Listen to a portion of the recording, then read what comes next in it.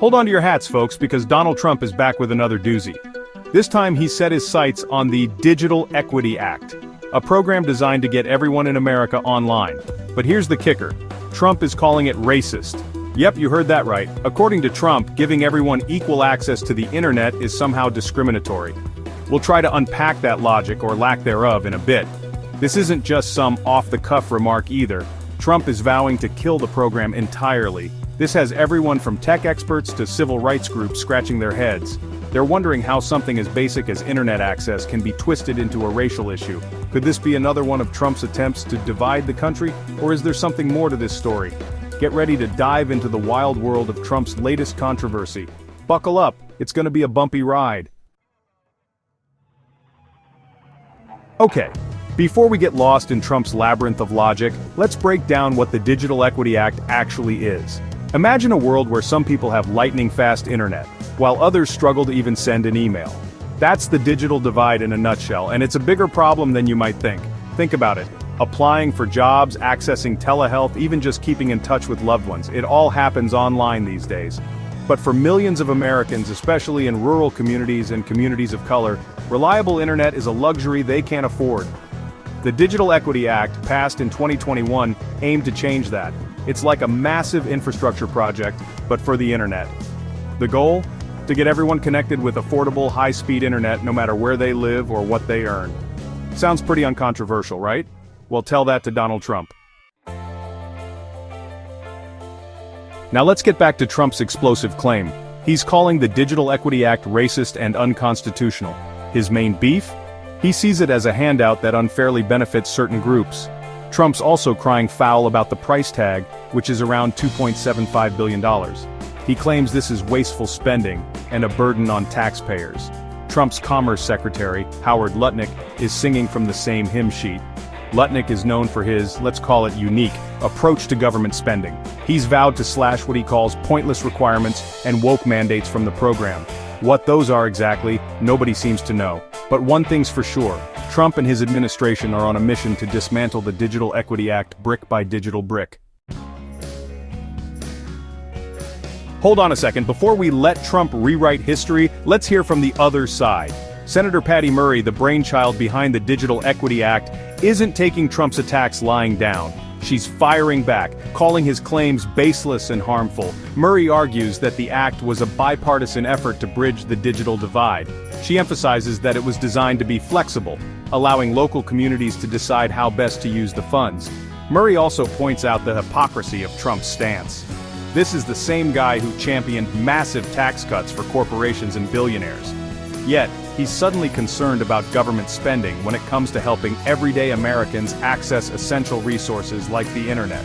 She argues that blocking the funds isn't just bad policy, it's stealing from the American people. Section 5. Can Trump really do this? The legal battle begins. Now, the million-dollar question, can Trump actually kill the Digital Equity Act? Well, it's complicated. The program was approved by Congress, which means it's the law of the land. Trump can't just snap his fingers and make it disappear. However, he can make it incredibly difficult to implement. He can stall the release of funds, appoint officials who are hostile to the program's goals, and throw up a whole bunch of legal roadblocks. And you can bet your bottom dollar that there will be lawsuits. Civil rights groups and tech advocacy organizations are already gearing up for a fight. They argue that Trump's actions are not only morally wrong, but also illegal. Get ready for a legal battle royale that could end up going all the way to the Supreme Court. The stakes are high, and the outcome could have a profound impact on the future of internet access in America. Section 6. A pattern of discrimination. Trump's war on diversity. Here's the thing about Trump's attack on the Digital Equity Act. It's not an isolated incident. This is part of a much larger pattern of his administration, rolling back diversity and inclusion initiatives across the board. Remember the Muslim travel ban, the transgender military ban, the attempts to dismantle affirmative action? It's all connected. Trump's playbook is clear, stoke fear and resentment by painting marginalized groups as the enemy. Then, use that fear to justify discriminatory policies. The Digital Equity Act is just the latest target in Trump's ongoing war on diversity and inclusion. And it's a war that has real-world consequences for millions of Americans. By denying people access to essential resources like the internet, Trump is widening the gap between the haves and the have-nots, and exacerbating existing inequalities. Section 7. What happens if the internet gap widens? The stakes are high. Let's be clear, this isn't just about who gets to stream Netflix faster. The digital divide has serious implications for every aspect of American life. Without reliable internet access, people are at a disadvantage when it comes to education, healthcare, employment, and civic engagement.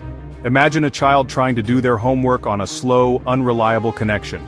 Or a senior citizen who can't access telehealth appointments, or a job seeker who can't apply for positions online. The digital divide is widening the gap between the rich and the poor, the urban and the rural, and the connected and the disconnected. It's creating a two-tiered society where some have the tools to succeed in the 21st century, while others are left behind. Trump's attempts to dismantle the Digital Equity Act will only make this problem worse. It's a short-sighted and harmful approach that will have lasting consequences for generations to come. Section 8. The fight for digital justice. Will everyone have a seat at the table?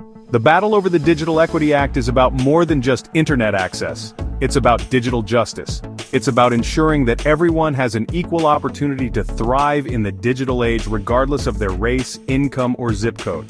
It's about creating a more equitable and just society for all. The fight is far from over. It's going to take a sustained effort from policymakers, activists, and everyday citizens to ensure that everyone has a seat at the digital table.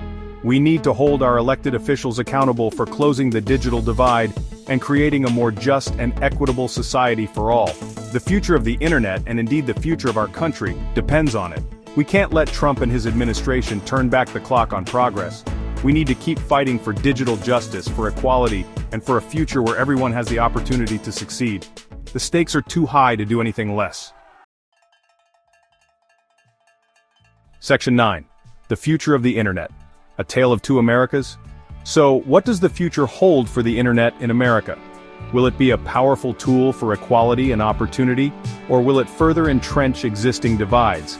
The answer, unfortunately, is unclear. If Trump succeeds in dismantling the Digital Equity Act and other programs aimed at closing the digital divide, we risk creating a two-tiered internet and a two-tiered society. On one hand, you'll have the connected elite, with access to the best technology, the fastest speeds, and the greatest opportunities. On the other hand, you'll have the digitally disadvantaged struggling to keep up in a world increasingly reliant on technology. But there is still hope. The fight for digital equity is far from over. Across the country, communities are organizing, activists are mobilizing, and lawsuits are being filed. The future of the internet is not yet written.